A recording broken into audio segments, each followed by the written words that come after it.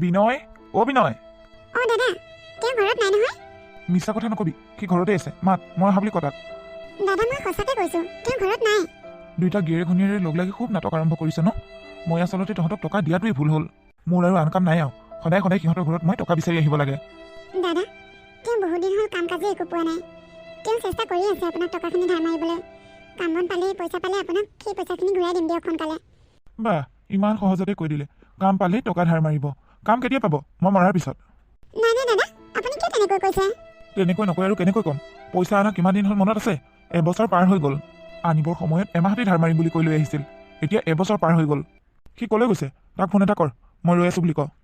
দাদা, আমাৰ কাৰো হাততে ফোন নাই। আৰু তেওঁ বজাৰলৈ গৈছে। ঘৰত একো চাউল পাত নাই যে।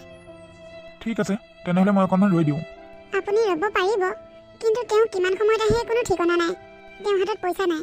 তেওঁ কিবা কাম এটা বিচাৰি লৈ কাম কৰাৰ পিছত সেই পইচা পালেহে চাউলখিনি ঘৰলৈ আহিব।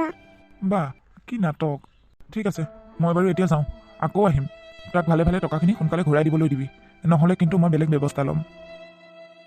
অ মা, মোৰ বহুত ভোক লাগিছে। চুপ, মনে থাক।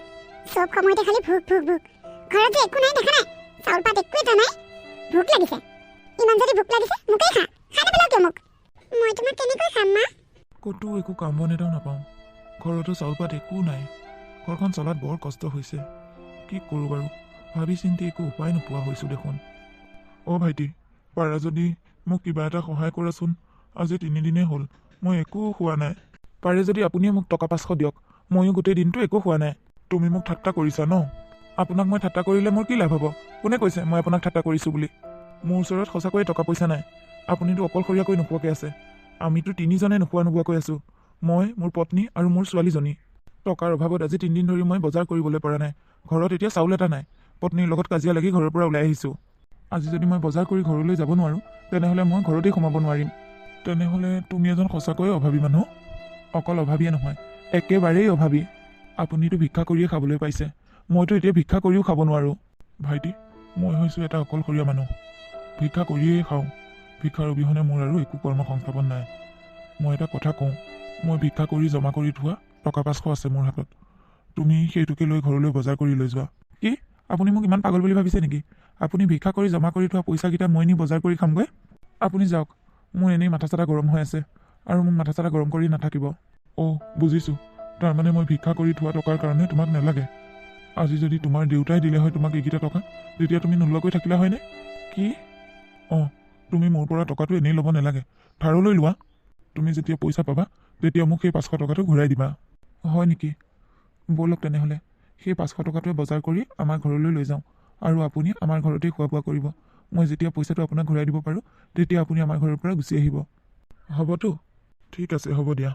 বৌ, অ বৌ, অ মিতালী, কিয় মাতি আছিলি ক? বৌ, কি বুলিনো কওঁ? কথাটো ক'বলৈ বেয়াই লাগিছে, তথাপিও নক'লেও নহয়। কি কথা কচোন? বৌ, ৰাতি বনোৱা ভাত আছে যদি ভাত কেইটামান দিব নেকি? ছোৱালীজনী ৰাতিপুৱাৰ পৰা একোৱেই খোৱা নাই। তাই ভোকতে কান্দি আছে। দেউতাকে কিবা কাম পাওঁ নেকি বুলি ওলাই গৈছে। কাম পালে বজাৰ কৰি লৈ আহিব। তহঁতৰ সমস্যাবোৰ বাঢ়ি গৈয়ে আছে। সি কি কাম বন একো নকৰেই নেকি? কাম কৰেতো, কিন্তু এতিয়া কামেই পোৱা নাই এইকেইদিন। কাম বিচাৰি ঘূৰিয়ে ফুৰিছে তেওঁ। এনেকৈ গাঁৱত কাম বন বিচাৰি ঘূৰি ফুৰিলে কি হ'ব? এদিন কাম পাব, দুদিন নাপায়। আজিকালি ল'ৰাবোৰক দেখা নাই, কাম কৰিবৰ কাৰণে দেশ এৰি বিদেশলৈ যায়। তোৰ মানুহজনকো ক, ইয়াত কাম বিচাৰি এনেই সময় নষ্ট কৰি থাকিব নালাগে, বাহিৰলৈ যাবগৈ দে। অঁ, আজি ক'ম বাৰু। আচ্ছা, ভাতৰ কথা ক'লি যে, মোৰ কিন্তু ভাজি তৰকাৰী একো বনোৱা হোৱাই নাই, খালি ভাতহে আছে। হ'ব বৌ, ভাজি তৰকাৰী নহ'লেও নাই, তাইক মই তেল নিমখেৰে খুৱাই দিম। ৰহ তেনেহ'লে, মই ভাতকেইটা লৈ আহোঁ। হে ভগৱান, ছোৱালীজনীৰ কাৰণে যে ভাত কেইটামান তেওঁ সুদাই নিকাই পালোঁ। এইকেইটা ভাত ল, আৰু গিয়েৰক অলপ বুজাবি। হ'ব বৌ, বুজাম বাৰু। ধন্যবাদ ভাতকেইটা দিয়াৰ কাৰণে। মই আহিছোঁ। আৰু কিমান বাট আছে? খোজকাঢ়ি আহোঁতে আহোঁতে ভৰিকেইটা বিষাই গৈছেগৈ। আৰু বেছি নাই, অকণমান। বইতা, আপুনি মোনাটো অকণমান ধৰকচোন, মই আহি আছোঁ। আপুনি এই ৰাস্তাটোৰে গৈ থাকক। কি হ'ল আকৌ? মই আপোনাক পিছত কৈ আছোঁ, আপুনি গৈ থাককচোন। কোন আপুনি? আপোনাক আগতে ইয়াত দেখা নাই দেখোন। মই এজন ভিক্ষাৰী, ভিক্ষা কৰিবলৈ আহিছোঁ। এই মোনাটোত কি আছে? ভিক্ষা কৰি অনা চাউল। ভিক্ষা খুজি ফুৰে যে, কাম বন কৰিবলৈ নোৱাৰে জানো? ভিক্ষা কৰাটো ভাল কথা জানো?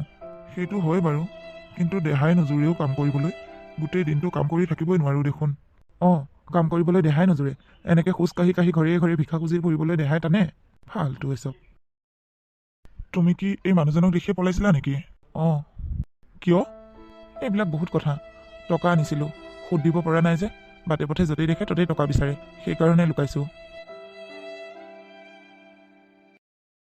মিতালী একদম আপুনি ঘৰত নোসোমাব বাহিৰতে থাকক কি হ'ল কিয় খং কৰিছ এয়া বজাৰ কৰি লৈ আহিছোঁ নহয় এসপ্তাহৰ মূৰত এদিন বজাৰ কৰি কি কৰি দেখুৱাব বিচাৰিছে আপুনি ছোৱালীজনী গোটেই দিনটো চিঞৰি আছে ভোক লাগিছে বুলি কয় আৰু অজয় আহিছিল টকা বিচাৰি টকা নাপাই সি যি টি কথা কৈ থৈ গৈছে মুখত যিহকে আহিছে তাকেই শুনাইছে আপোনাৰ কাৰণে মই আৰু কিমানৰ পৰা কথা শুনিব লাগিব কিমান অপমান সহ্য কৰিব লাগিব ভাইটি মই যাওঁ দে অঁ আপুনি আকৌ ক'লৈ যায় ৰ'ব ভয় খাইছে হ'বলা ন এয়া মোৰ পত্নী মোৰ ওপৰত খং উঠি আছে যে সেইকাৰণে তেনেকৈ কৈছে আপোনাক একো নকৰে ভয় কৰিব নালাগে এওঁ আকৌ কোন আলহী মানে তেওঁ বজাৰত ভিক্ষা কৰে আৰু আজি আমাৰ ঘৰতে থাকিব কি আপুনি নিজেই আমাক দুবেলা দুসাঁজ খুৱাব নোৱাৰে আকৌ আলহী লগত লৈ আহিছে বৰ্তা শুনক আমাৰ ঘৰত এনেই খোৱা বোৱাৰ অভাৱ আজি এসপ্তাহৰ মূৰত মানুহজনে বজাৰ কৰি লৈ আহিছে আপুনি যাওক বেলেগৰ ঘৰতে থাককগৈ আৰে তুমি এইবোৰ কি কৈছা মই তেওঁৰ পৰা টকা লৈ বজাৰ কৰি আনিছোঁ কি আপুনি ইমান নিলাজ আপুনি এজন ভিখাৰীৰ পৰা টকা লৈ বজাৰ কৰি আনিছে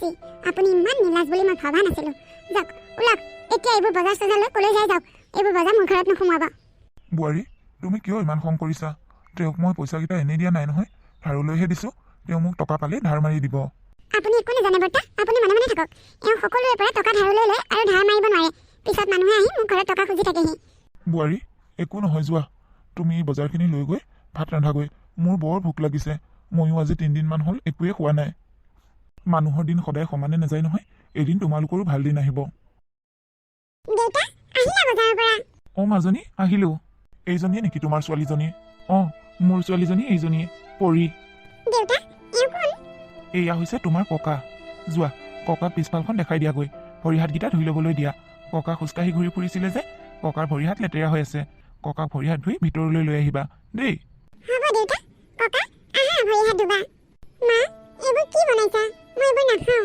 মই মাছহে খাম চুপ মনে মনে থাক যি দিছোঁ তাকেই খা ভাতকেইটাকে খাবলৈ নাপায় সময়মত এতিয়া আকৌ তাই মাছহে খায় মাজনী আজি এনেকৈ খোৱা মই পইচা পালেই তোমাক মাছ আনি দিম হ'ব দেউতা ঐ বিনয় ঘৰত আছনে নাই এইটো চুৰে নাহিছে টকা বিচাৰি যাওক কিবা এটা কৈ পঠিয়াই দিয়ক মই নাযাওঁ দেই তুমি যোৱা ক'বা মানুহজন ঘৰত নাই এইজন মানুহৰ ওচৰলৈ মোৰ যাব মন নাযায় আপুনি নাই বুলি ক'লে তেওঁ মোক যি টি কথা ক'বলৈ ল'ব মানুহজনৰ স্বভাৱ চৰিত্ৰটো একেবাৰে ভাল নহয় এই একো নহয় যোৱা টকা কি তাৰ পৰা মই আনিছিলোঁ নেকি আপুনিহে আনিছিল আপুনি যাওক এই সি ভিতৰলৈ সোমাই আহিব এতিয়া যোৱা মই নাই বুলি কৈ থৈ আহা মই গৈছোঁ ৰ'বা এই এদিনীয়া মানুহজনৰ আগত বৰ লাজ পাইছোঁ দেই মানুহজনে বা কি বুলি ভাবিছে অঁ বিনয় ঘৰত নাই দেখোন আপুনি কোন আপোনাক চিনি পোৱা নাই দেখোন আপুনি তাৰ শহুৱেক নেকি নহয় মই সিহঁতৰ আলহীহে তাৰ ঘৈণীয়েক আছে নাই ঘৰত আছে বোৱাৰীজনীয়ে পাকঘৰত ভাত বনাই আছে শুনক আপোনাকে কৈ থৈ যাওঁ আলহীয়ে হওক বা যিয়ে নহওক ক'ব তহঁতৰ পৰা যে টকা পায় সেই মানুহজন আহিছিল শকতকৈ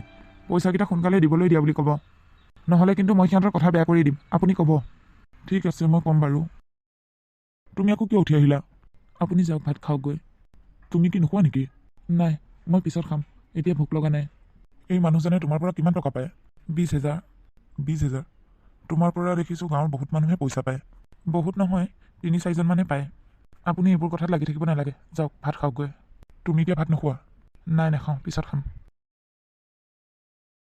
অ ককা তুমি আগতে ক'ত থাকা ন মোৰ ঘৰ নাই নহয় মই য'তেই মন যায় ত'তেই থাকোঁ এতিয়াৰ পৰা কিন্তু তুমি আমাৰ ঘৰতে থাকিব লাগিব হয় নেকি হ'ব দিয়া থাকিম তোমালোকৰ ঘৰতেই মাজনী তুমি ককাক আমনি কৰি আছাহি ন যোৱা ভাত খালা যেতিয়া এতিয়া অকণমান আৰাম কৰি থাকাগৈ হ'ব মা বোৱাৰী কি হ'ল খং কমিছেনে অকণমান খং দুখীয়া মানুহৰনো কি খঙৰ মূল্য আছে তোমাৰ মানুহজনক দেখিলে এনেকুৱা নালাগে যে সি কাৰোবাৰ টকা মাৰি খাব কিন্তু তোমালোকৰ কিয় ইমান টকা ধাৰ হ'ল আমাৰ ঘৰখনত ডাঙৰ বিপদ এটা হৈছিল সেই বিপদৰ সময়তে আমাৰ বহুত টকা ধাৰ লাগি গ'ল আগতে আমাৰ ঘৰখনৰ অৱস্থা ভালেই আছিল তেওঁ ধুনীয়াকৈ আমাক চলাইছিল তুমি যে ডাঙৰ বিপদ হোৱা বুলি কৈছিলা কি বিপদ ন মোৰ শহুৰ দেউতাৰ কেঞ্চাৰ হৈছিল দেউতাৰ যেতিয়া কেঞ্চাৰ হ'ল তেওঁক চিকিৎসা কৰিবলৈ আমাৰ হাতত যিমান যি টকা পইচা জমা জৰি আছিল সকলোবোৰ নাইকিয়া কৰিলে আৰু মাটি বাৰী যিবোৰ আছিলে সকলোবোৰ বিক্ৰী কৰিলে দেউতাক চিকিৎসা কৰিবৰ কাৰণে কিন্তু সেইবোৰ টকাৰেও একোৱেই নহ'ল তাৰপিছত মানুহজনে মানুহৰ পৰা টকা ধাৰলৈ আনিলে